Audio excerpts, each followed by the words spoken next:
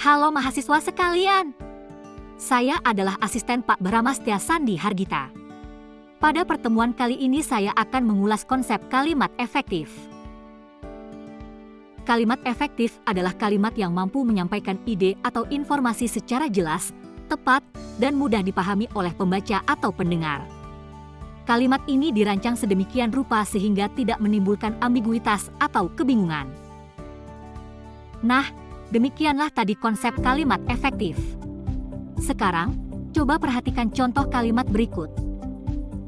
Mahasiswa teknik mesin sangat membutuhkan buku-buku referensi yang sangat penting untuk mendukung dalam pembuatan tugas-tugas mereka. Menurut kalian, apakah kalimat tersebut efektif?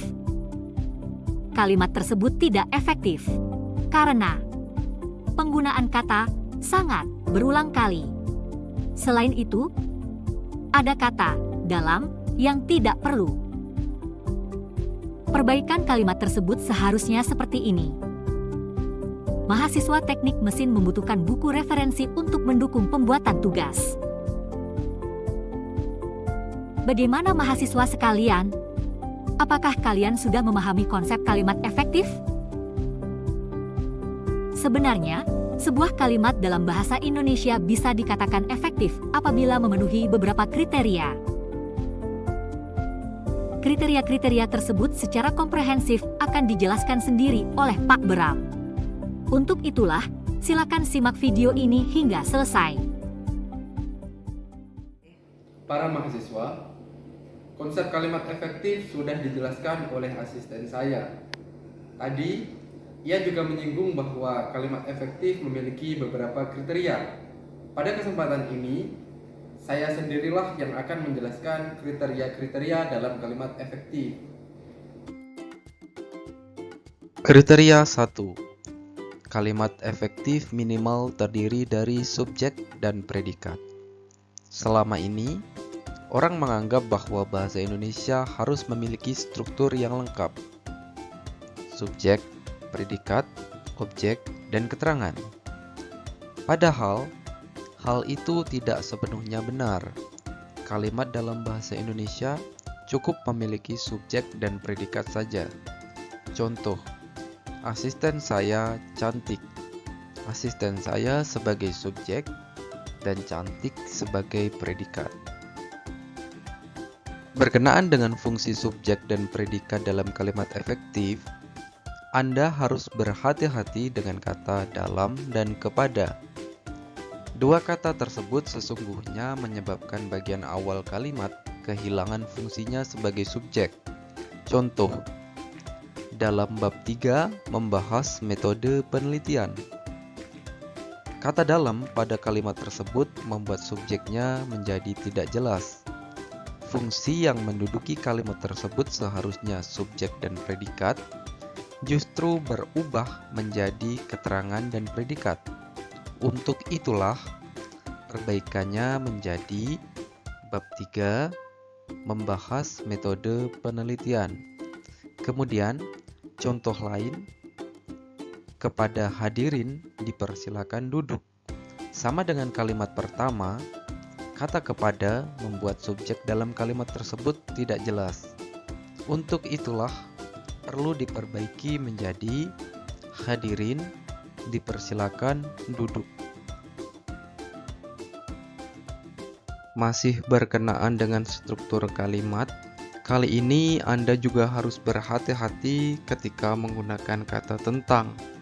Kata tentang seharusnya tidak digunakan serangkai dengan kata membahas, mengulas, dan mempresentasikan atau verba transitif lainnya yang bermakna menerangkan suatu pokok bahasan.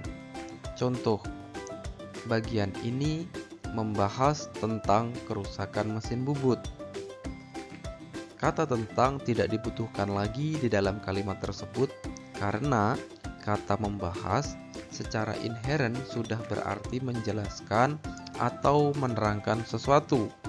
Untuk itulah, kalimatnya perlu diperbaiki menjadi bagian ini membahas kerusakan mesin bubut. Kriteria 2. Kehematan. Konsep kehematan dalam konteks kalimat efektif mengacu pada penggunaan kata dan frasa yang seminimal mungkin tetapi tetap mampu menyampaikan pesan dengan jelas dan tepat. Kalimat efektif harus menghindari kata-kata berlebih yang tidak menambah nilai informasi atau memperjelas maksud.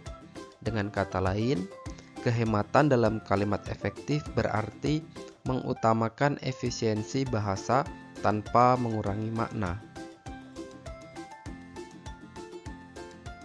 Berkenaan dengan kriteria kehematan, Anda harus berhati-hati dengan penggunaan subjek ganda dan sinonim dalam satu kalimat. Contoh penggunaan subjek ganda dalam kalimat: karena mahasiswa memahami mesin, mahasiswa dapat melakukan perawatan mesin dengan baik. Kalimat tersebut tidak efektif karena terdapat subjek ganda, yaitu mahasiswa, yang disebut 2 kali. Subjek ganda membuat kalimat terkesan bertele-tele dan kurang padat.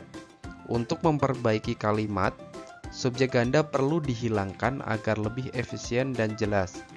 Sehingga perbaikannya menjadi, karena memahami mesin, mahasiswa dapat melakukan perawatan mesin dengan baik. Kemudian, contoh penggunaan sinonim dalam satu kalimat. Mesin ini hanya bisa digunakan untuk memotong logam saja. Kalimat tersebut bisa lebih efektif dengan menghilangkan redundansi hanya dan saja, sehingga perbaikannya menjadi, mesin ini hanya bisa digunakan untuk memotong logam, atau mesin ini bisa digunakan untuk memotong logam saja.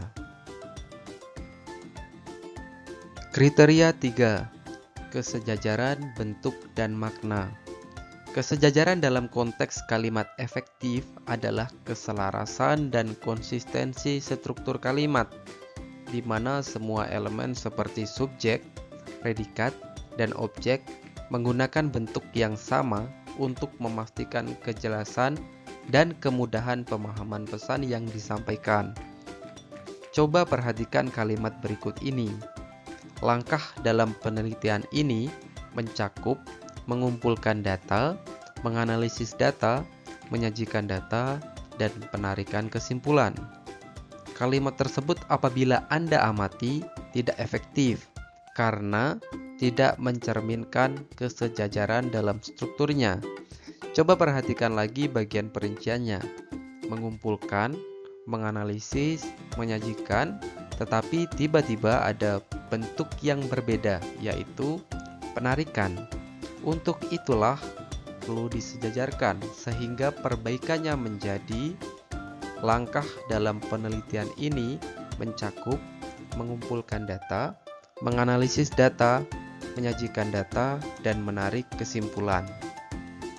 Para mahasiswa, terima kasih telah menyaksikan video ini. Semoga informasi yang telah disampaikan dapat membantu kalian dalam menyusun kalimat yang lebih jelas dan bermakna. Ingatlah bahwa komunikasi yang baik dimulai dari penggunaan bahasa yang tepat. Jangan ragu untuk berlatih dan menerapkan pembelajaran yang telah kita ulas. Sampai berjumpa di video selanjutnya.